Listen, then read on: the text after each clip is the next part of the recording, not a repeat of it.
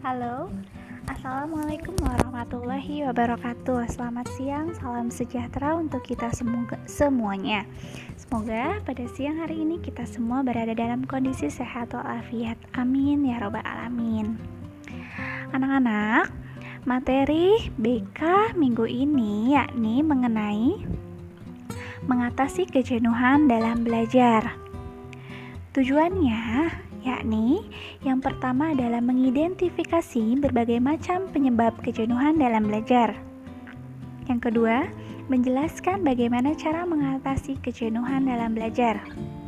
Yang ketiga, mengklasifikasikan berbagai macam perilaku yang menunjukkan sikap jenuh dalam belajar. Yang keempat, menganalisis teknik yang sesuai untuk mengatasi kejenuhan dalam belajar. Gimana anak-anak, sudah siap? Sudah siap semua? Kita lanjut. Oke, materi selanjutnya. Penyebab kejenuhan dalam belajar. Apabila kalian merasa selama pembelajaran online ini kalian letih, kalian bosan, kalian merasa cemas, kalian merasa kok gitu-gitu aja, nah mungkin kalian mengalami gejala kejenuhan dalam belajar.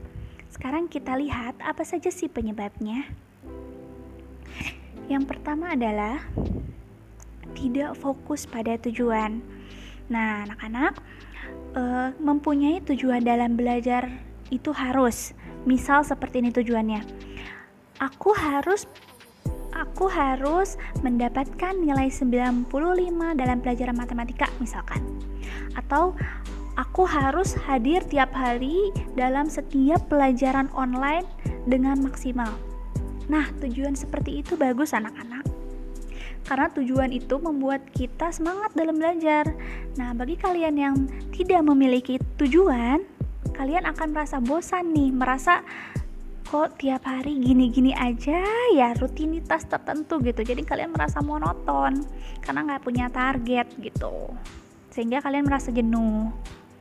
Yang kedua adalah lingkungan tidak memberikan dukungan. Misalkan tidak ada kuota, atau misalkan tidak ada handphone, atau orang tua kurang menyemangati, lingkungan rumah yang berisik. Nah, itu bisa jadi belajar kita menjadi tidak efektif gitu, sehingga kita merasa bosan.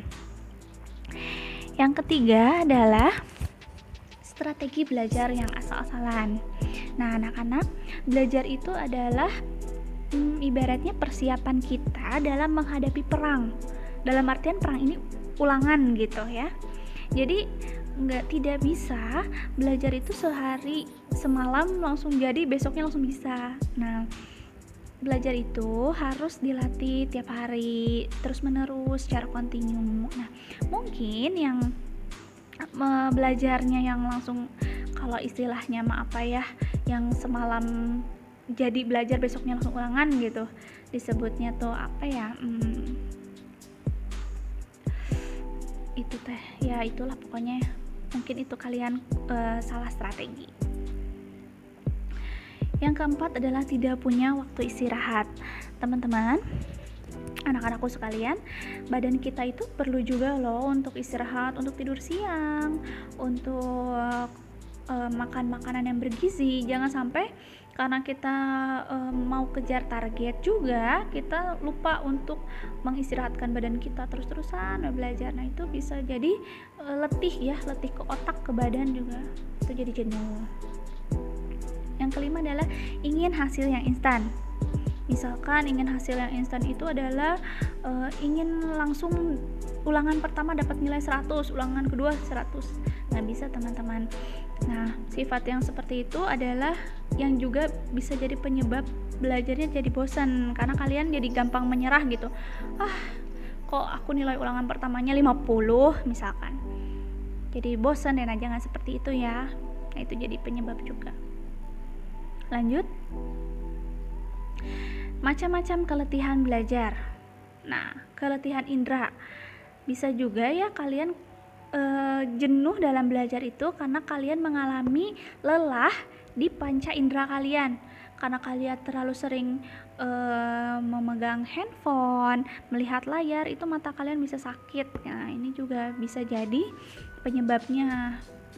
Kedua adalah keletihan fisik, 5L, lemah, letih, lesu, lunglai, lelah, ya. Mungkin aja karena kalian ini tidak punya waktu istirahat tadi. Yang terakhir adalah keletihan mental. Nah, ini malas, mudah menyerah, cemas. Itu juga bisa jadi penyebab dari kejenuhan belajar. Oke. Cara mengatasi kejenuhan dalam belajar. Ibu akan bagikan sedikit tips bagaimana agar kalian tetap semangat dalam belajar ya. Apabila kalian sekarang sudah malas, Ibu berharap kalian bisa mencoba untuk menerapkan tips ini. Mudah-mudahan kalian bisa semangat lagi. Yang pertama adalah melakukan istirahat dan mengkonsumsi makanan dan minuman yang bergizi dengan takaran yang cukup. Ya teman-teman, jadi jangan sering makan mie ya. Mie apalagi ada mecin tuh. Itu tuh yang bisa bikin otak kita itu jadi cepat lelah gitu ya, makanan-makanan instan gitu. Coba kalian sering makan sayur, minum susu. Minimal nasi sama tahu tempe itu juga udah bagus kok ya. Pokoknya jangan terlalu sering makan makanan yang instan, fast food kayak hamburger, spaghetti, mie itu yang paling tidak direkomendasikan sama ibu ya. Yang kedua adalah pengubahan atau penjadwalan kembali jam-jam dari hari-hari belajar. Coba kalau misalkan kalian biasanya belajar itu malam, atau enggak kalau malam tuh kalian tuh cepet capek gitu, coba kalian berubah jadi pagi-pagi misalkan, atau siang-siang, atau kebalikannya, kalau misalkan siang-siang kalian merasa kurang efektif belajarnya, kalian coba belajarnya pada malam hari gitu, dijadwal ulang ya. Selanjutnya, pengubahan atau penataan kembali lingkungan belajar. Nah, biasanya kalian kalau daring di rumah di mana nih? Di kamar atau di ruang tamu atau malah di dapur? Nah, kalian coba deh kalau misalkan di kamar, coba tata ulang kembali kamarnya. Misalkan meja belajarnya dipindah ke dekat jendela atau ke dekat pintu yang bisa gampang keluar masuk gitu. Atau yang biasanya belajar di ruang tamu, coba pindah ke kamar. Yang asalnya di kamar pindah ke ruang tamu. Coba dicoba dulu aja ya. Yang keempat adalah siswa harus berbuat nyata, tidak menyerah atau tinggal diam, dengan cara mencoba belajar dan belajar lagi, serta menggunakan metode yang bervariasi dalam belajar. Nah, ini maksudnya adalah gini anak-anak. Jadi kalian misalkan belajar sambil mendengarkan musik ya, belajar sambil praktek. Nah, itu juga bisa mengatasi kebosanan kalian dalam belajar. Jadi kalian menemukan sesuatu yang baru yang mengasihkan gitu. Selanjutnya, nah udah nih. Sekarang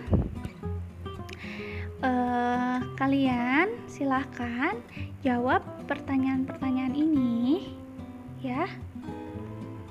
Boleh ditulis dulu di catatan. Nanti silahkan beberapa orang yang mau menyampaikan pendapatnya menggunakan voice note di grup. Ibu tunggu ya, silahkan. Atau ada kalian yang mau menulis saja kemudian difotokan di grup, boleh ya. Silahkan dibaca, kemudian kalian tulis di buku. Tapi Ibu minta ada 3 orang ya, 3 orang saja menjawab pertanyaan ini lewat voice note. Oke? Ya, terima kasih. Sekian materi BK pada minggu ini. Kita lanjut diskusinya lewat chatting ya. Wassalamualaikum warahmatullahi wabarakatuh.